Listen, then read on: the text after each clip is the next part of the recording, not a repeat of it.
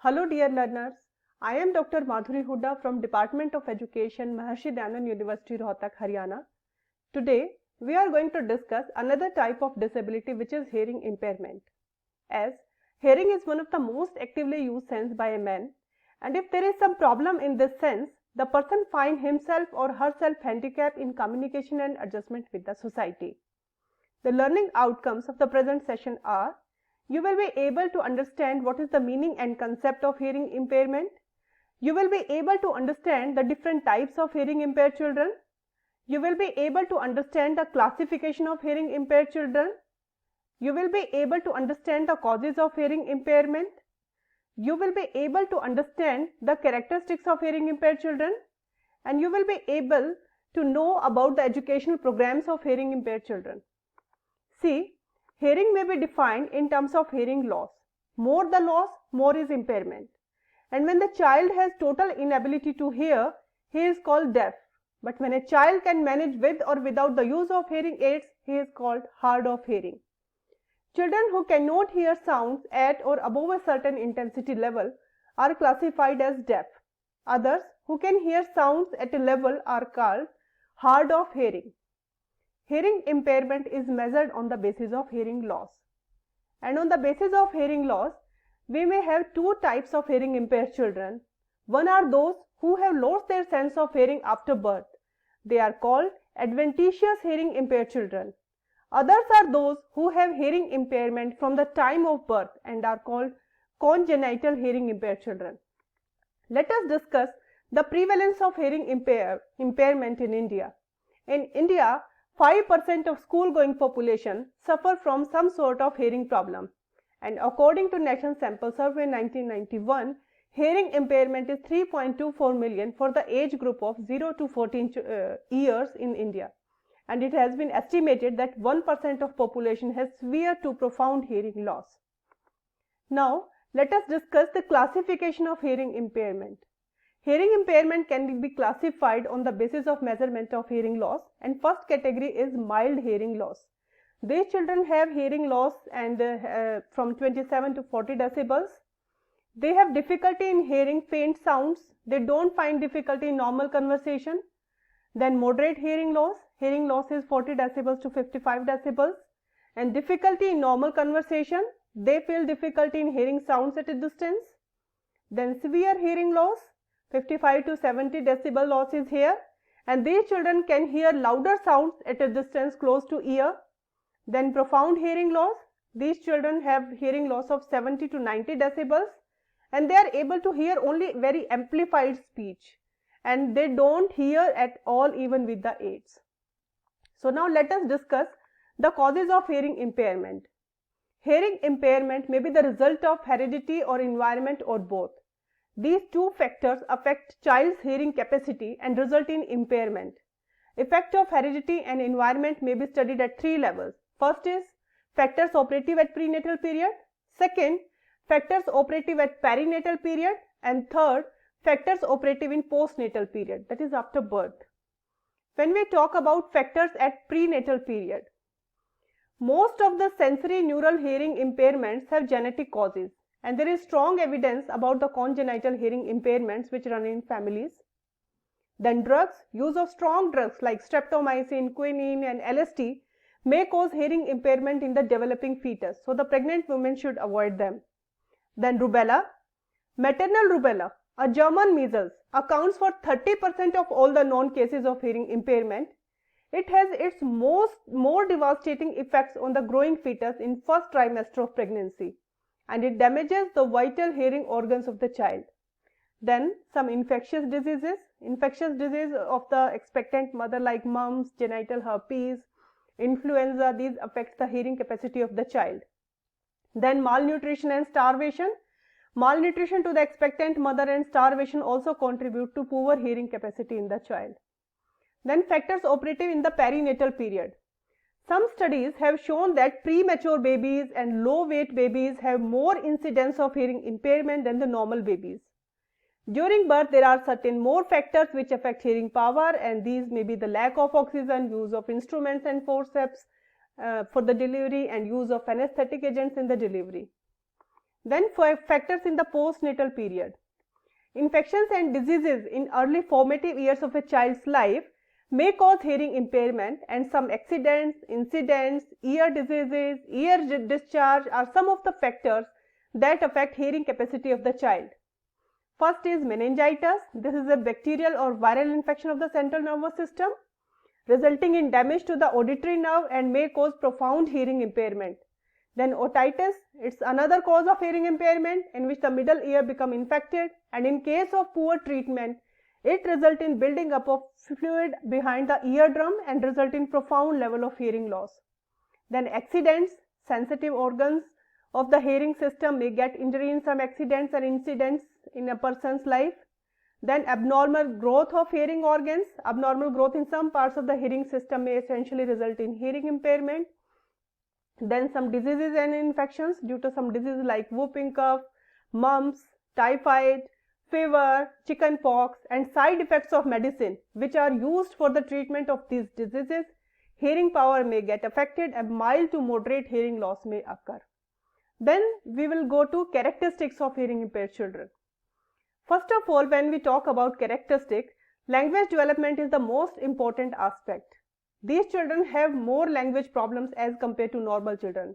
And as far as language is concerned, deaf children can be classified into two types: prelingually deaf and postlingually deaf.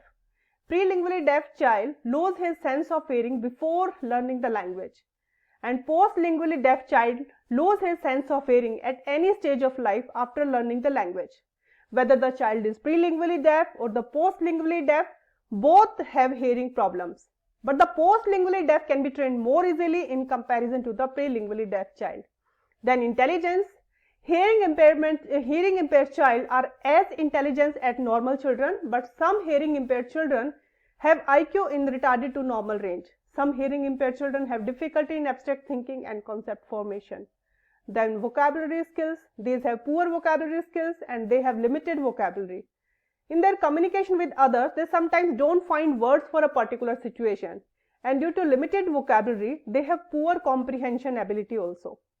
Then personality problems. Due to poor performance in verbal communication, they feel inferior to those than the normal children. Their self-concept is poor, and most of their hearing impaired children are submissive. Then pronunciation. They face problem of poor pronunciation. The words spoken by them are having more errors as far as pronunciation is considered. Then the next is voice. They have high pitched voice and display abnormal rhythm in speech. They have labored speech. Then academic achievement. These children have more problems in understanding abstract concepts, concept formation, comprehension, reading, language, vocabulary, verbalizing the abstract concepts. Then social and emotional characteristics. As social skills depend upon the use of language, so they lag behind in this aspect also. They have severe emotional disturbances and emotional instability. Now, after discussing the characteristics, let us see how these children can be identified. When we talk about identification, so identification of these children should be done at an early stage so that intervention program can be planned well in time. First is screening test. Most commonly used tests for testing sense of hearing are pure tone audiometry, speech audiometry, and specialized tests for very young and hard to test children. First is pure tone audiometry. It tests the child's ability to hear within frequency range, most common for the speech, that is particularly important. Pure tone audiometer presents sounds and is suitable for children above 3 years in age. Then speech audiometry is there. It is also known as spatial reception threshold, SRT. Few words may be presented to the child at different decibels of sound intensity, and the decibel level at which the child is able to understand half of the word is measured for each ear.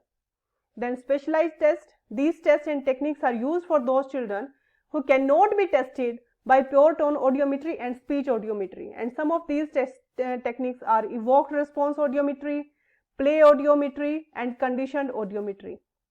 When we say evoked response audiometry, in this audiometry the child is required to fit electrodes on his ear so that the sounds heard by the child produce electrical signals in the brain, and these signals in the brain get recorded in the form of encephalograph, and when this graph of normal child is compared with a hearing impaired child, the difference exists and the child is diagnosed. Then play audiometry, it's also used for hearing identification of hearing impaired children. In a play situation, the child is taught to respond in a particular way or to do some activity when he hears a signal, and these activity may be squeezing a toy, putting a ball into the cup and picking up a block. His performance on activity after hearing a sound decides his sensitivity to the sound. Then condition audiometry, in this technique the child is presented an attractive reward along with the sound, and principle of classical conditioning is used here, and such type of conditioning audiometry proves an effective technique for child sensitivity to hear the sounds. Now let us see there are some behavioral indicators also apart from these tests and techniques. So these are speech defects. These children don't respond to the situations, they don't pay attention, they turn head frequently to hear better, and then most of the time they ask for repetition. Frequent ear aches are there, feel difficulty in verbal communication, focus on speaker's face in conversation. These are some behavioral indices. Now let us see the education of these hearing impaired children. There are 4 types of placement provisions available for these children in our country, and these placement alternatives range from least restrictive to the most restrictive environment. First is integrated classroom, special class in a regular school, then special day schools, and then residential schools. So apart from the placement services, let us have a discussion on communication skills of these children. Their communication skills can be improved by some of the techniques. First may be oral communication approach. In all the techniques of oral communication approach, hearing impaired child is taught how to use his residual hearing so that he may communicate. Under this, first technique is auditory training. This technique has 3 major goals. First is development of awareness of sound. Second is development of ability to make gross discrimination among sounds. Third, development of ability to discriminate among speech sounds under high and low redundancy conditions. Then second is speech reading or lip reading.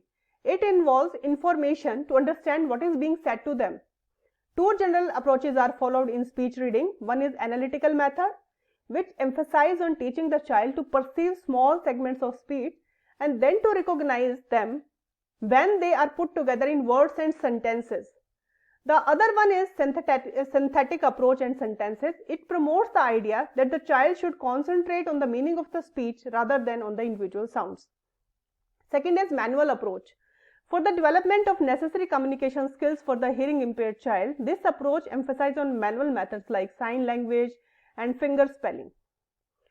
Sign language is preferred to those children who have severe hearing impairment, and in this system some visual codes are made by the use of hands, fingers and the arms for representing the ideas, and these visual codes are called signs. Then we can go for some general teaching practices. For general teaching practices, there are some general teaching practices which can be used for these children. Oral instructions given in classroom must be accompanied by the visual stimulus by the teacher. Because the teaching approach followed for these children involves facial expressions, gestures, body language of the teacher, so it is advisable for teachers to face the children during communication.